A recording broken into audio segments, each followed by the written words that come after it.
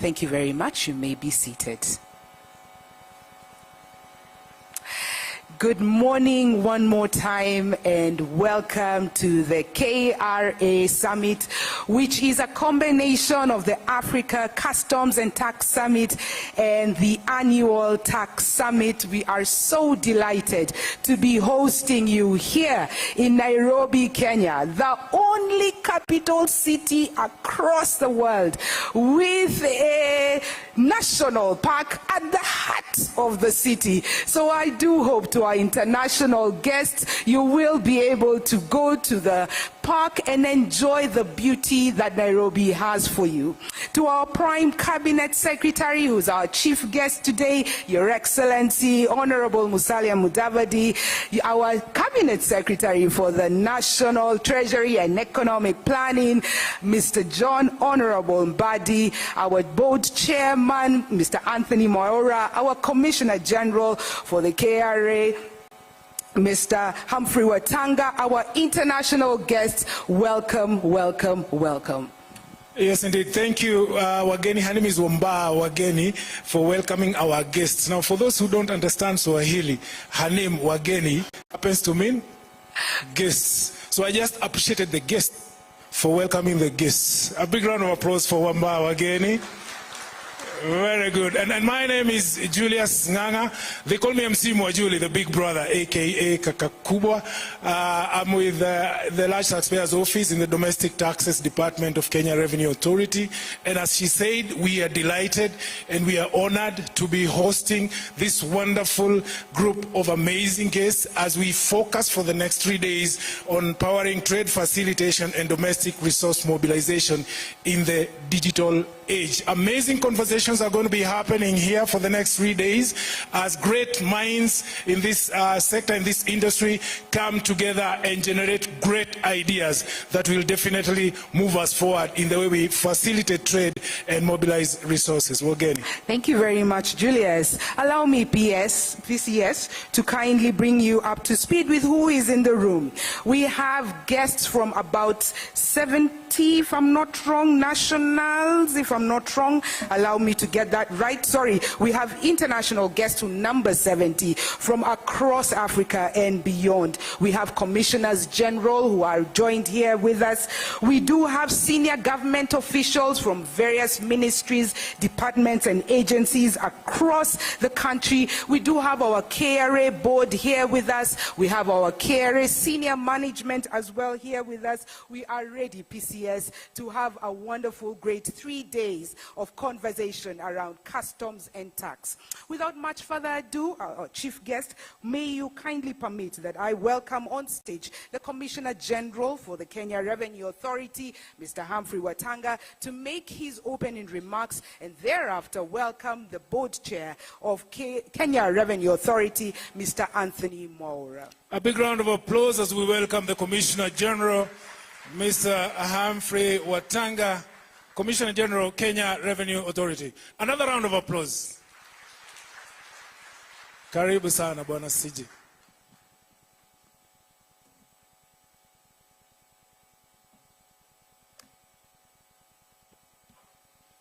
Your Excellency, the Prime Cabinet Secretary of the Republic of Kenya, Honorable Musalia Mudavadi, the Cabinet Secretary, National Treasury, and Economic Planning, Honorable John Buddy, distinguished panelists, discussants, KRA Board Chairman, board members present, colleagues, ladies and gentlemen, good morning. It's indeed my pleasure to welcome you here today to the KRA Annual Summit, a significant event celebrating Taxpayers Month and recognizing the vital contributions that taxpayers make to our economy. At KRA, we believe that the collaborative solutions arise from community engagement. By promoting open dialogue among stakeholders and economic players, we can generate innovative ideas and strategies that benefit everyone.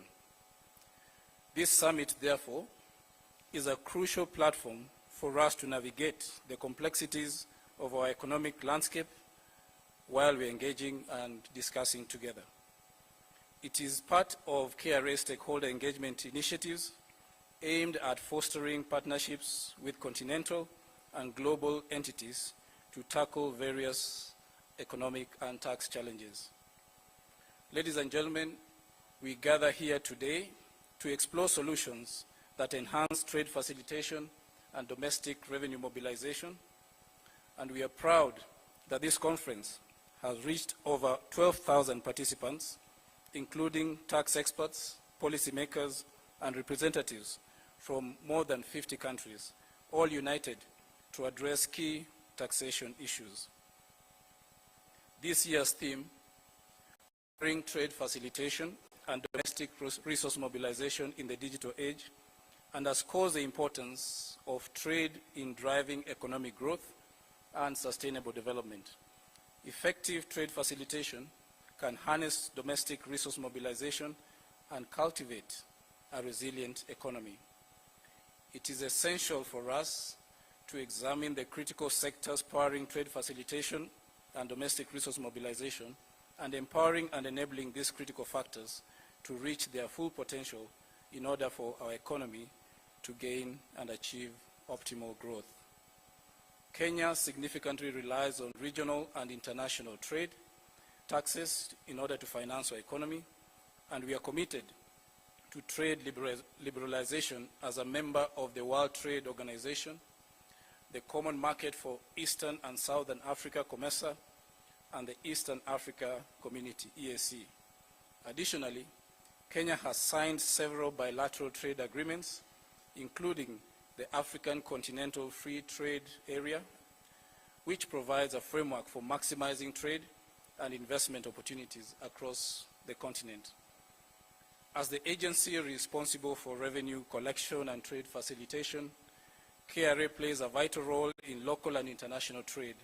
We focus on maintaining compliance with standards and adopting best practices to enhance the competitiveness of Kenyan products, both domestically and globally.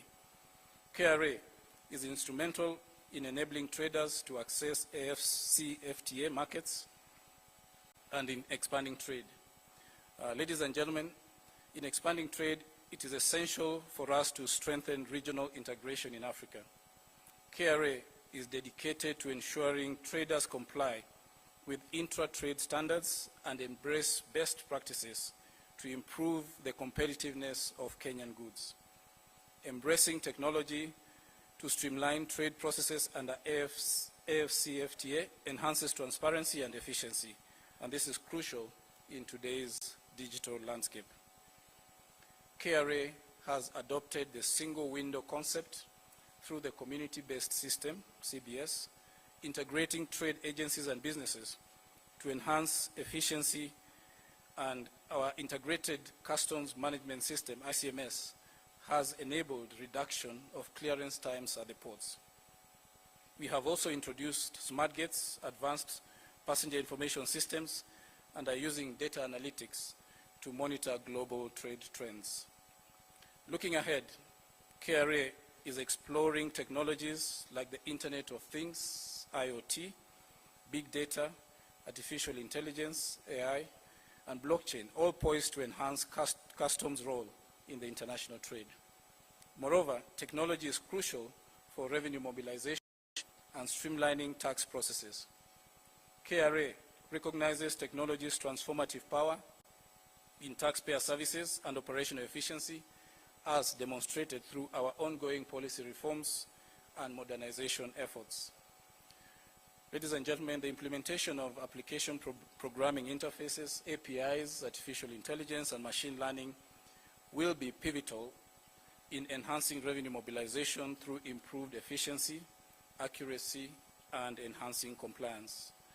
APIs will enable seamless data exchange between KRA and taxpayers, streamlining tax filing and payment processes, and this connectivity allows for real-time updates and ease of access to information, reducing errors and enhancing user experience. AI and machine learning will enhance vast data sets to identify tax evasion patterns, optimize resource allocation, and predict future revenue streams. By leveraging these technologies, tax authorities can better understand taxpayer behavior, personalize outreach to taxpayers, and implement data-driven policies that promote voluntary compliance. Ultimately, integrating APIs, AI, and machine learning will not only boost tax collection, but also foster trust and transparency within the tax administration system. Moreover, collaboration is crucial in addressing tax malpractices arising from intra-trade. Leveraging tax transparency and cross-border exchange of information, EOI, is essential in combating tax evasion and illicit financial flows.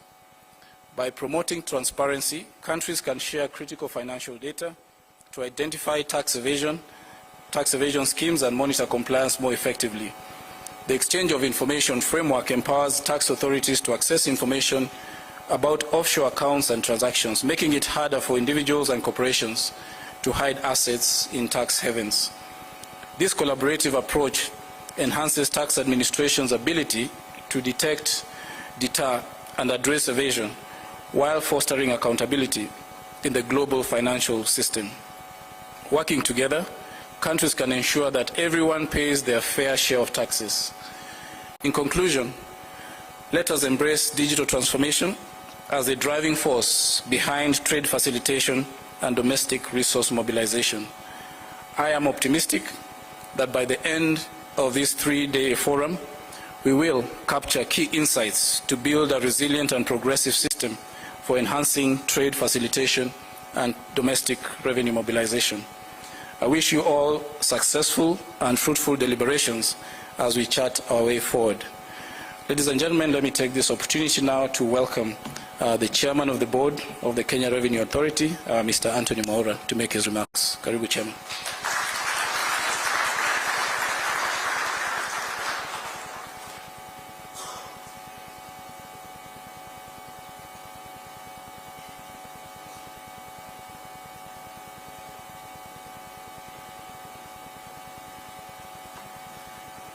Thanks so much,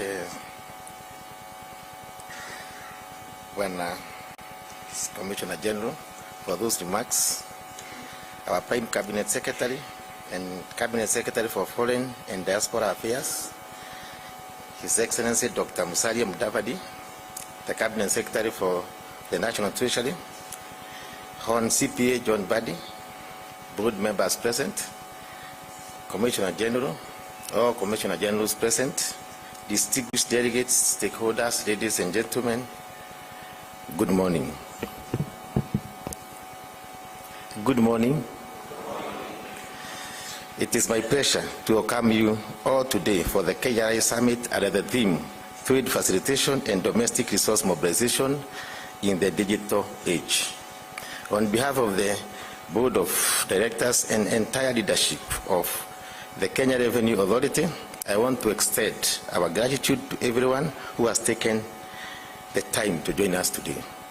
Your presence is a testament of the importance of the conversation we are about to have, and your contribution will be invaluable as we explore new frontiers in trade and taxation in digital era. We are living in a time of rapid transformation, where technology continues to transform the way we do business, manage resources, and engage with global markets. For tax agencies and policymakers, this transformation presents both immediate opportunities and unique challenges. Trade facilitation is no longer confined to physical borders, and resource mobilization now requires innovative, data-driven approaches that ensures fairness, transparency, and efficiency.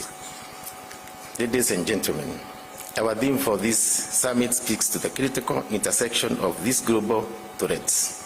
We are here to explore how digital solutions can enhance trade efficiency, promote inclusive economic growth, and strengthen our capacity to mobilize domestic resources effectively. By embracing digital innovations, we not only streamline processes, enhance compliance, but also foster a culture of trust and transparency with the business community and the wider public. As we engage in these discussions over the course of the summit, I encourage you all to think broadly about how we can leverage the power of technology to create a more equitable and prosperous future. Let us focus on collaboration amongst governments, businesses, and civil society, because our shared success depends on our ability to work together. I look forward to the insightful exchanges and actionable outcomes that will emerge from this summit. Together we will have the opportunity to shape the future of trade and domestic resource mobilization in a way that benefits all. Thank you, and I wish you a very successful engagement. Now it is my pleasure to welcome our Cabinet Secretary for the National Treasury and Economic Planning, CPA, Honorable John Badi, EGH, to address us. Welcome, Bonasias.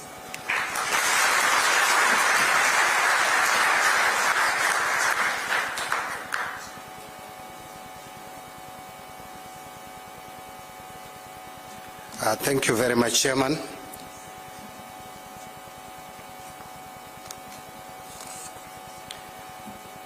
The Honorable Musalia Mudavadi, EGH Prime Cabinet Secretary of the Republic of Kenya, and also the Cabinet Secretary for Foreign and Diaspora Affairs, the KRA Board Chairman and Directors, KRA Commissioner General, the staff of the Kenya Revenue Authority.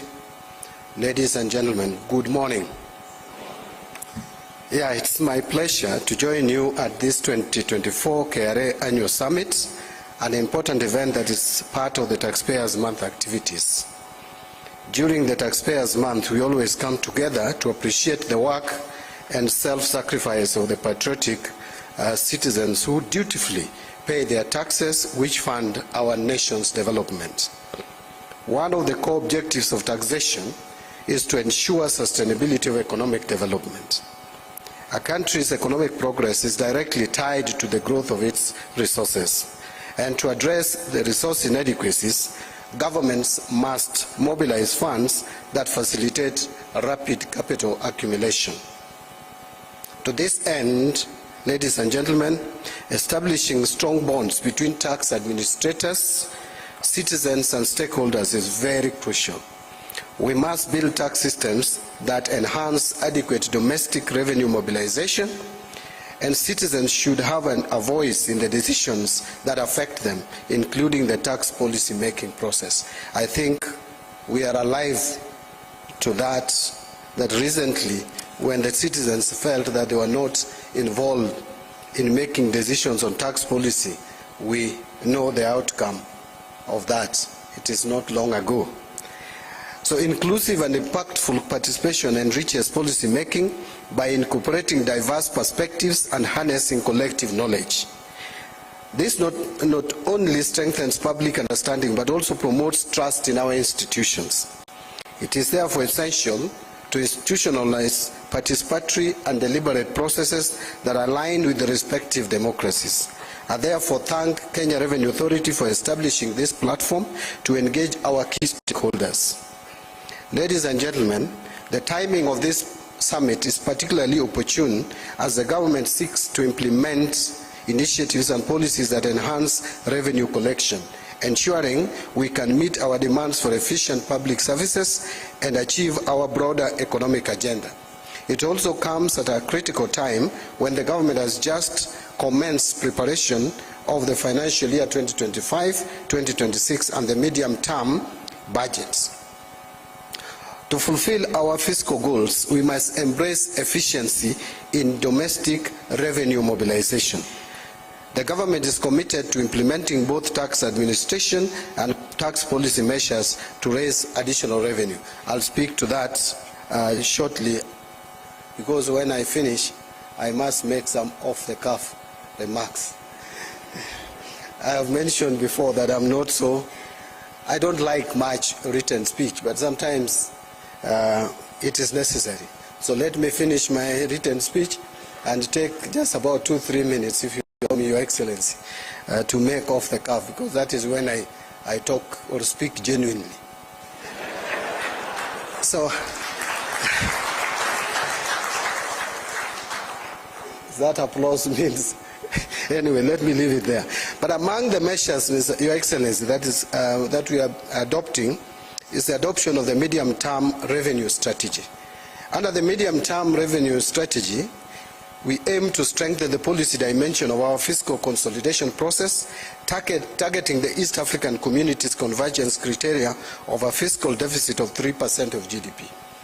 As a matter of fact, Your Excellency, our budgets, our final budgets in this term of the administration, we must have not more than 3% as fiscal deficit. But if we can be ambitious enough, we can have a balanced budget for 2027-2028. This strategy proposes several initiatives to enhance revenue mobilization, including tax-based expansion, modernization of tax legislation, and the consolidation of tax procedures. We will continue intensifying debt collection efforts, utilizing data to improve compliance and enhancing intelligence gathering to close revenue loopholes. Additionally, our medium-term strategy promotes investment by removing market distortions through the rationalization of tax expenditures. For instance, it proposes to reduce the corporation tax or corporate tax from 30% to 25%. That is where we are heading. 30%, 25%. And we hope that the benefit of that will be passed to the economy by employing more people in the corporate world. Alongside gradual reductions in VAT, if possible, we should reduce our VAT from 16% to 14%. And other tax rates. So the government's policy is not to increase taxes. I want to repeat that again. It is to reduce taxes. But that will only be possible if we expand the tax base and we become more efficient in our tax collection. And we become also efficient in the usage of our resources. So those are 3 things that we must do. 1, expand the tax base so that many of us pay taxes, and then be efficient in collecting the same, and be efficient in using the same taxes that we collect from Kenyans. The government remains committed to our fiscal consolidation policy that aims to reduce fiscal deficits and debt accumulation while safeguarding priority government programs and social spending. Despite these efforts, we must highlight the issue of tax malpractices, which continue to hinder our ability to secure the financial resources necessary for structural transformation and sustainable growth. Illicit financial flows, including money laundering, tax evasion, and corruption, pose significant challenges to tax administrations, especially in developing countries like ours. We must therefore prioritize international policies that empower tax administrations to combat these issues and leverage international tax frameworks to address illicit financial flows effectively. Furthermore, the role of technology in domestic revenue mobilization cannot be overstated. Embracing technology is essential for addressing the modern age challenges our tax administrations face. It is only through innovation that we can enhance efficiency and effectiveness in our revenue efforts, mobilization efforts. And as I conclude, I want to reiterate the National Treasury's commitment to supporting KRA in its undertaking towards domestic revenue mobilization and economic development. I've shared with the chairman and also with the CG that the month of November I will be engaging a little bit much more with Kenya Revenue Authority to just see how to get this authority to be able to realize its full potential, because I believe that there are a few things that we need to do to realize full potential. Before I read the final paragraph, which is basically saying goodbye, now let me, Your Excellency, if you allow me, just make a few comments off the cuff. Our economy is very robust, the Kenyan economy. In fact, it is amazing. So the question we want to be asking is how come we have challenges in an economy that is growing at more than 5% per annum, which is above the average in this region, and it is above the global average, and not just above, way above the global average. We have an inflation rate today of 3.6%.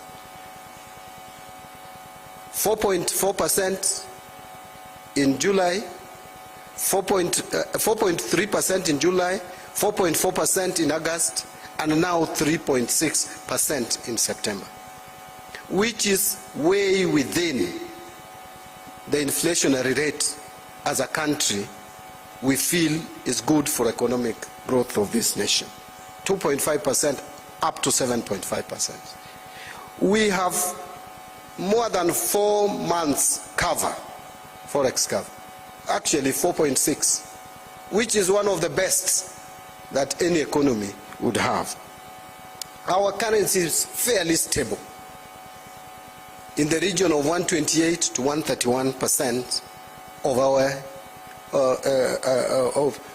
compared to the US dollar. So we have all fundamentals working, apart from just two things. One is our public debts, which is proving to be difficult to sustain. And also, the other issue is the interest rates, which have been high and therefore crowding out the private sector, which we can balance off now with the inflation. With the inflation coming down, I think now we have the luxury, the latitude to at least lower the interest rates. And with the Fed rates coming down, I think central bank is likely to lower the interest rate so that we can have more uptake of credit by the private sector. So where is the problem? The problem is that we are not collecting tax that we should collect. Not because Kenyans don't want to pay tax. We are probably overtaxing a few Kenyans and leaving majority of us not paying their fair share of tax. If you look at VAT, Your Excellency, and I mentioned this when we had a cup of tea, we have the potential of collecting at least 6% of GDP as VAT, but we are collecting only 3.8%. Because tax visibility is a challenge. We are developing a system which must enhance tax visibility. We want to see those Kenyans, not to harass you. We must also make tax payment very friendly and enjoyable. And we must speak to taxpayers that for you to do business, the single largest buyer of goods and services is the government. Give us the tax, we buy from you competitively, and you do your business, make money, give us tax, we buy again from you. I think that is the spirit. So VAT is a challenge. Rental income tax, we are only collecting 17 billion per year, yet we have the potential of collecting at least 100 billion per year. Rental income tax. Many of us here, Kenyans, we own property and we know the story. We are not paying rental income tax. That's 7.5%. If you are genuine with yourself, just ask yourself, do you really pay the rental income tax? You are not, because the system we have in place is not able to see those who are supposed to pay this tax. Visibility is low. We are not saying we go back to you pay other months. We want you to start paying. So if you are not paying out there, please start paying. I'm not exempting you from paying the previous ones, but if you can start paying from today, me, I would be comfortable as John Mbadi. Finally is personal income tax. Personal income tax. Now when I speak to this, many people will not love me, they will not like me. But the truth of the matter is this. Pay as you earn, which is payment of salary, tax from employment income, from labor income, is perfectly okay. We are raising revenue very well. But those professionals, and we have many of them, and making huge amounts of money, running into millions. If you ask how much we collect, it is very low. Doctors, lawyers, fellow accountants, we are not paying what we should pay as tax. So the system that we are developing would help us see you so that we can have a conversation. Not to harass you. Once we see you, we'll tell you we have seen you. So can we now discuss how you can pay the taxes? Customs tax, again, CG and Chairman. Our system, you call it ICMS. It is not working. That is the truth. Your staff will not tell you, they are telling me. It is not working. So we must have a system that is working. iTax, outdated. It is a system that is outdated. I will tell you, this is the feedback I'm getting, and I'm relaying it to you because I have a mouth to tell you. Your staff will not tell you, they will tell you, boss, we are trying. But what they are saying behind the scenes is that this is a system that is outdated, it is not working. And many more. Recs, you know.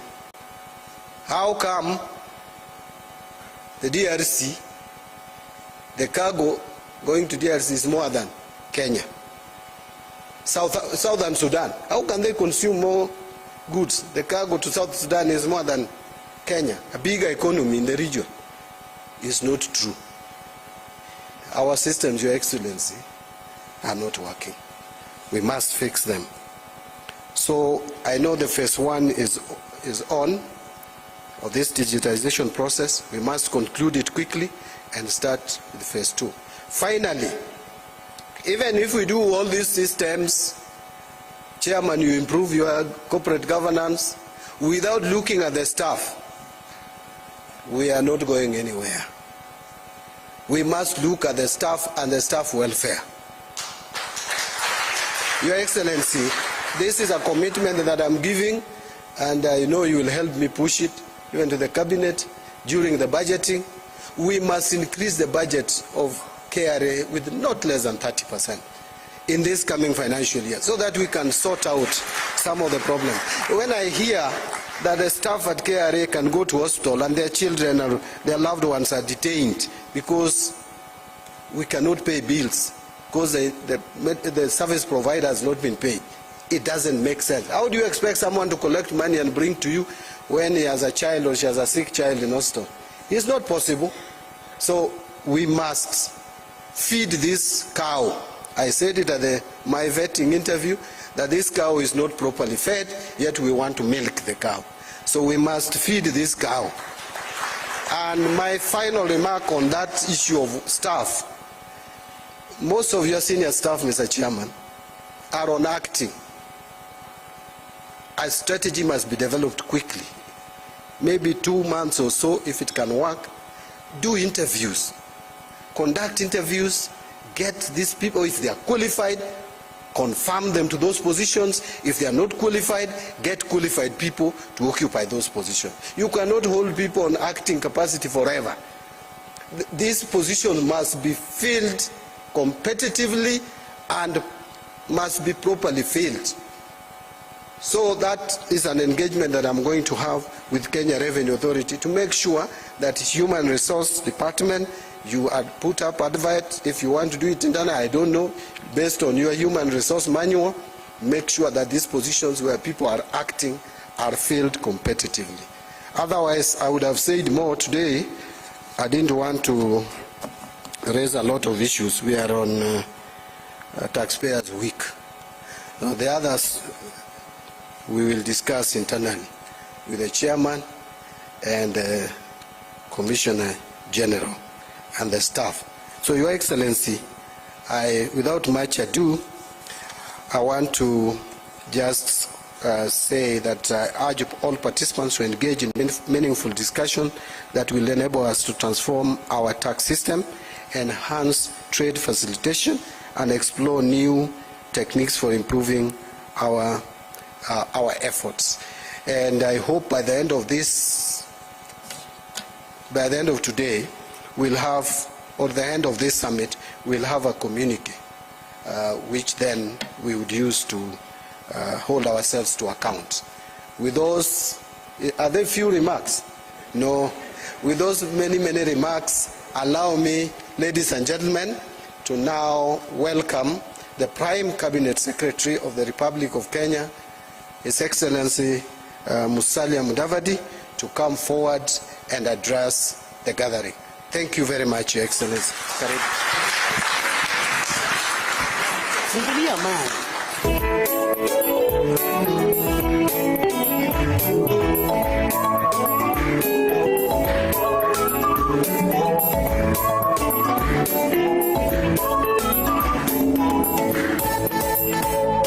Abana befe mirembe ne milayi uhoya kwa jamana ni umenya mirembe ne milayi uhoya kwa jamana ni umenya mubula murefe uhoya kwa jamana. Please be seated. I'm just wondering whether that was deliberate.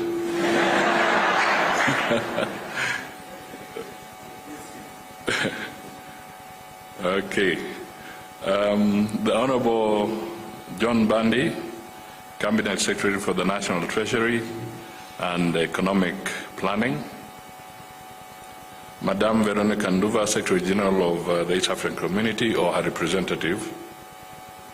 Mr. Anthony Maora, Chair of the Kenya Revenue Authority Board of Directors, members of the KRA Board, Mr. Humphrey Watanga, the KRA Commissioner General, all Commissioner Generals from other African countries, Madame Gyang Demita Chinude, Director of Customs Administration, African Continental Free Trade Area, Mr. Ian Sanders, Secretary General, World Customs Organization, stakeholders and partners, distinguished delegates, ladies and gentlemen, good morning.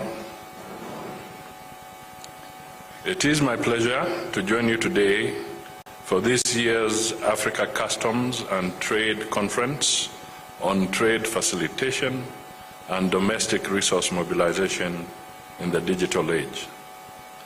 I commend the Kenya Revenue Authority for meticulously organizing and hosting this summit. To you all participants from across Africa and beyond, I take this opportunity on behalf of the government and people of Kenya to welcome you to Nairobi.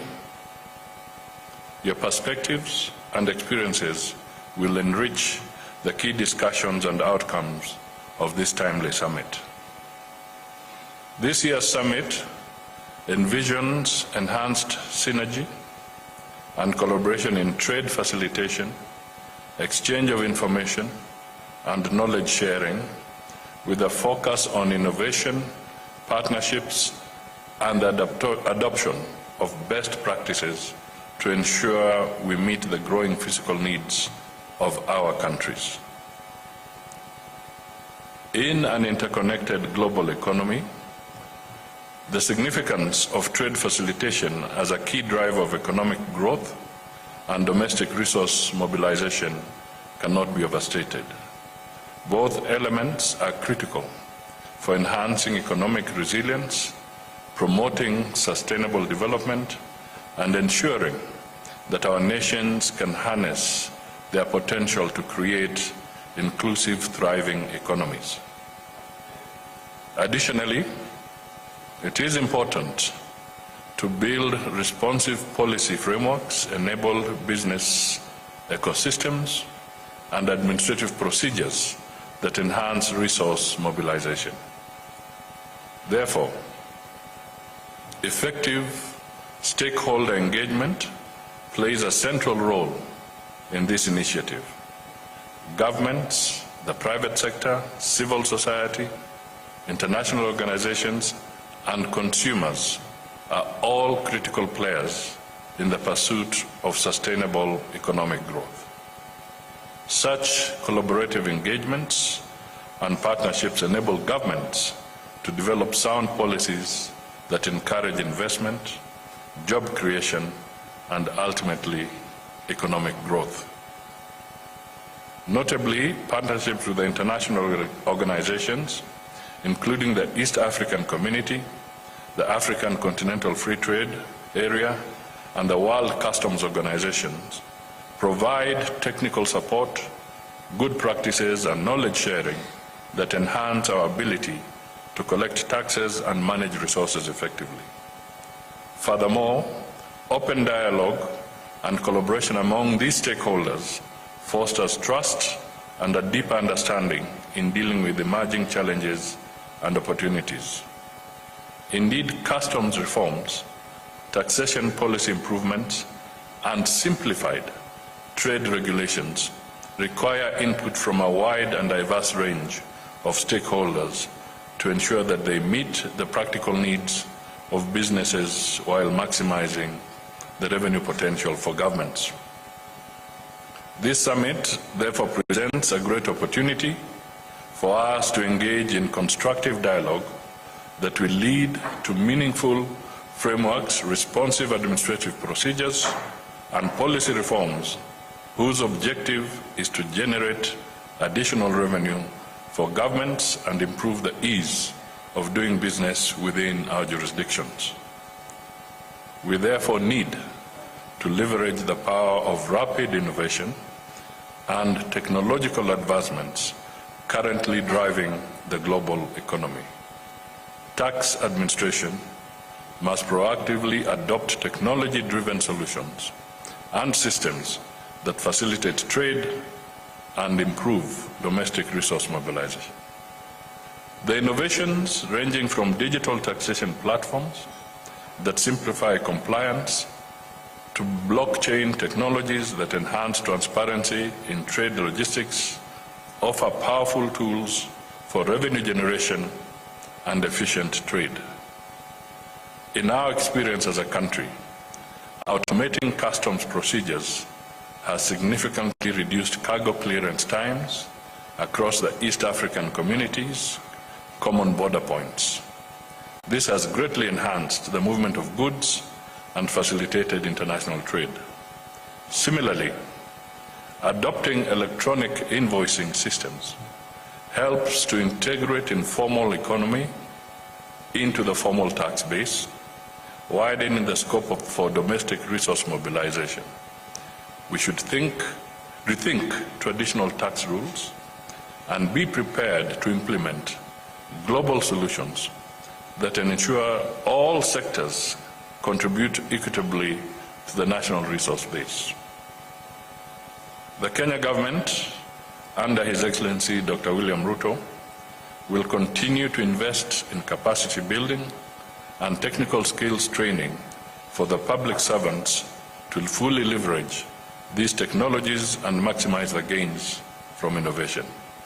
Accordingly, it is encouraging to note that the program of this summit has not only placed emphasis on unlocking revenue potential and digital integration in the tax system, but also captured critical matters of our time, including efficient maritime services, environmental taxation, and green customs, cybersecurity, smart customs in the digital age, risk management, and gender equality. It will be interesting to get the Kenyan, African, and global perspectives on these and other related matters, including artificial intelligence, tax justice, and the challenges of navigating through trade, facilitation in the digital era. In conclusion, let me emphasize that trade facilitation and domestic resource mobilization are essential pillars of economic development.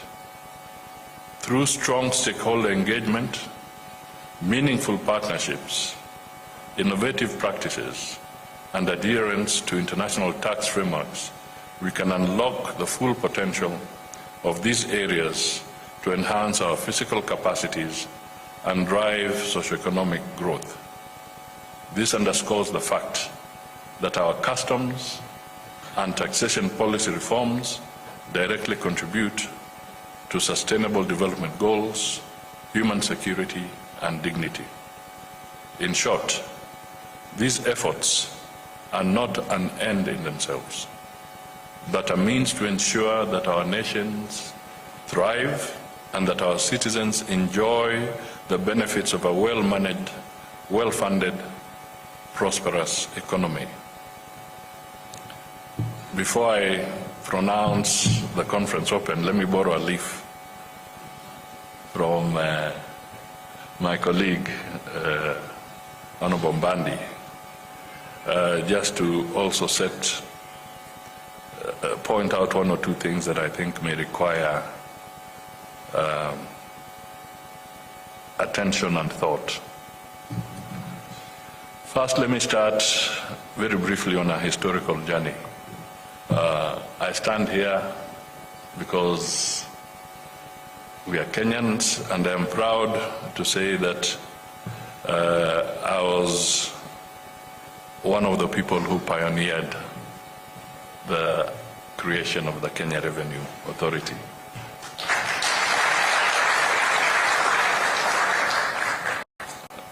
At that time, you all remember, we had three different departments: the Customs Department,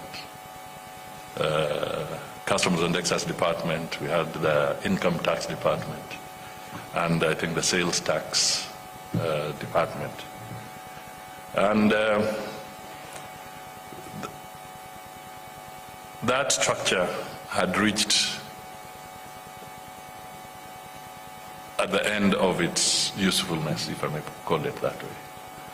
And when I look around, I can see some of the early commissioners of KRA. I can see my friend there, Commissioner General there. And it was not easy because people were used to certain things and you had to change. Some had established gravy trains within that old system. And here you are now beginning to talk about changing the whole structure and bringing in technology and new approaches. It was not easy. It was a political battle.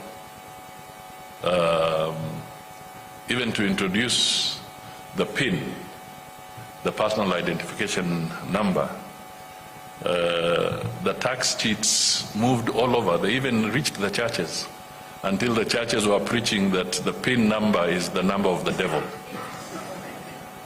Basically to try and scare reform in the whole space around tax collection and so forth. Of course they failed, and KRA came into being. And indeed, the truth be told, KRA did and has substantially improved the whole revenue collection structure and culture in the country, no doubt. But we have now reached a stage where we need to go a notch higher. We must, as we have stated in our statements, we must now go a notch higher, become more facilitative, move away from being obstructionists, so that we can now really benefit from technology and also allow us to develop trade amongst each other. I'm sure the person from the Africa Continental Free Trade Area will share a lot of data with you. And it is embarrassing that the level of trade between African countries is minuscule compared to what we do with the rest of the world, we must correct some of these things. So there is an important agenda for you, and I want you to really give it some serious thought so that we can graduate from where we are to the next level. The other thing that I thought is important, the minister touched on it, and he talked of the issue of, in many different ways, but he was focusing on corruption.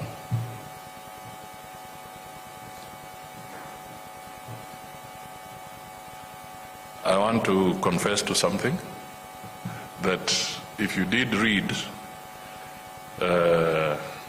in the papers,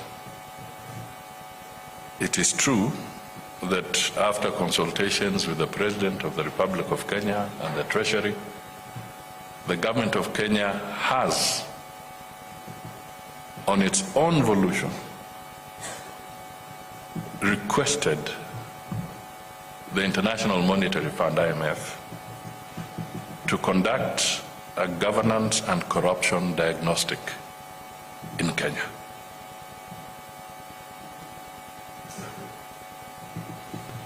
And mark my words, on our own volition. We have requested for a governance and corruption diagnostic. And I signed off that request on behalf of the government of Kenya. So no institution is going to be free from this diagnostic. That includes the KRA.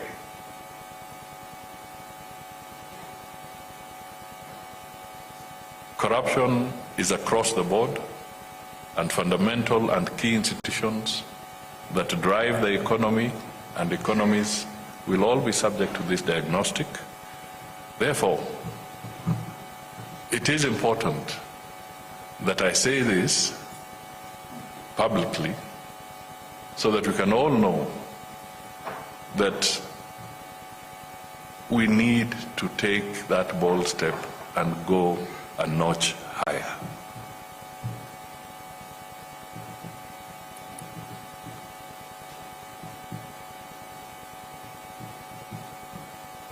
The minister did indicate some things. I hope there are genuine reasons for not having implemented some of the programs that he was talking about. But if it turns out that it was by design, that somebody was deliberately making sure that certain aspects of the technology are not implemented or are not put in place, then the diagnostic will catch up with you.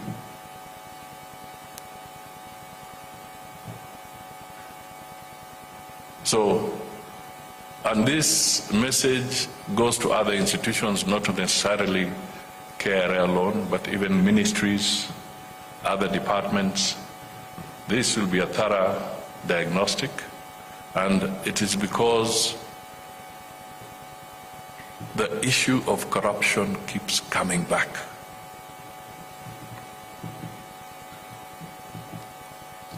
It keeps coming back. So we must get to terms and figure out where is it domiciled.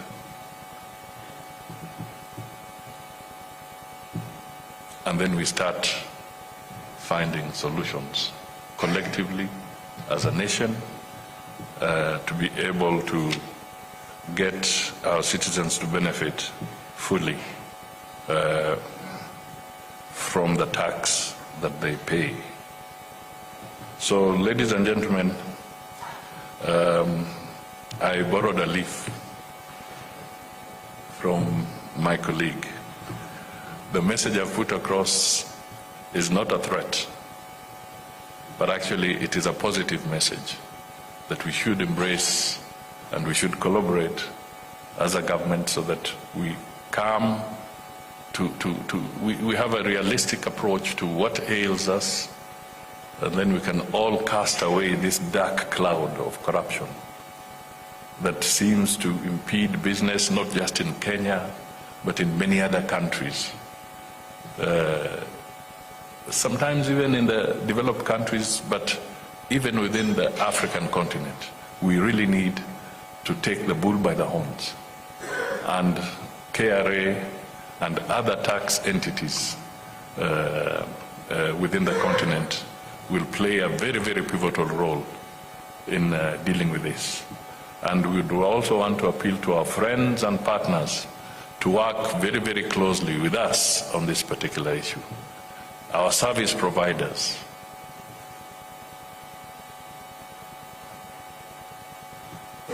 help us, because pressure is mounting. The demographics on the African continent are telling us that unless we are creating jobs quickly for the young people, unless we are giving them proper opportunities, we are likely to come face to face with extremely serious headwinds. So it is time for us to collectively hold hands and find solutions, and rapidly. Thank you so much, and it is now my pleasure to declare this summit officially open. Thank you.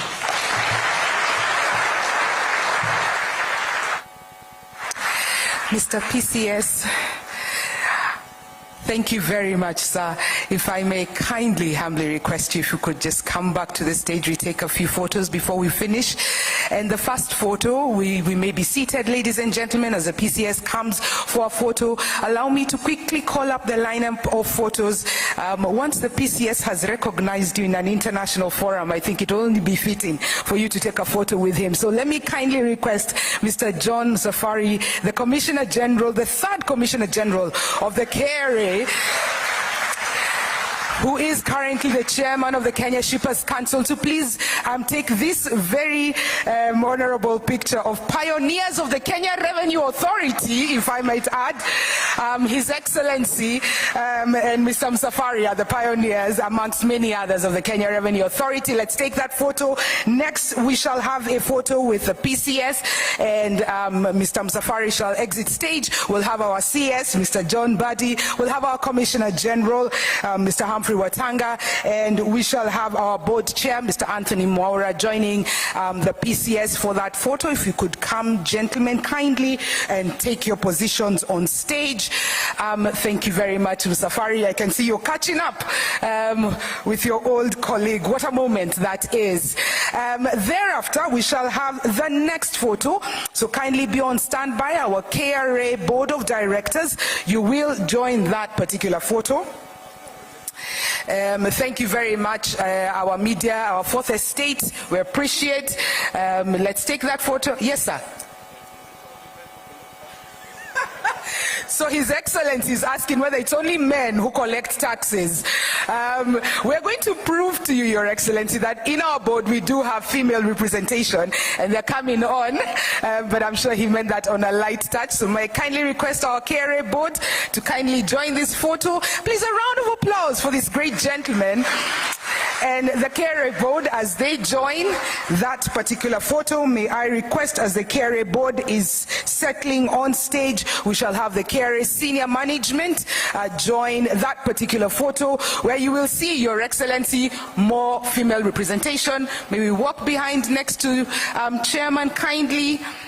And take, I think Madam Lady Director could stand next to His Excellency, just to show that our Board of Directors has female representation. All right, excellent, fantastic smiles. Let us say the KRA Summit. There you have it. Let's have our senior management quickly come on stage kindly to join that particular photo. All senior management. All right, as the board takes an exit to my right, the senior management can join on this side. Yes, Chairman, please remain. CG, please remain. CS, please remain for that particular photo. Senior management, please go right behind and join